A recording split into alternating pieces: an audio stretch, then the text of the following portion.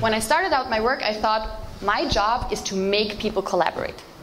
So I put them into groups and I would make them do activities. So for example, I would make them cross imaginary rivers on tiles, where they would have to manage to go to the other side, and they would fail, and they would have to touch each other and go to the other side. And yeah, so I made them basically do all kinds of activities that came to my head, also crossing rivers, trees, all kinds of sort of things that I thought would help them to collaborate. And that somehow worked, but like philosophically, I sort of forced them into relationships they maybe didn't want to have to begin with.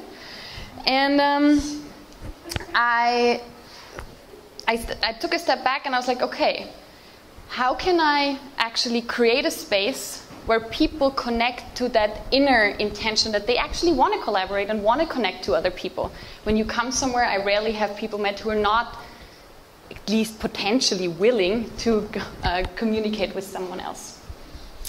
And so that changed the way I worked. So from making people collaborate, I started to use more and more methods, and I was also involved in like training courses about this, that would help people sort of give them space. So something like open space technology, I don't know if some of you have heard about it, but that gives people space to talk about topics that are important for them.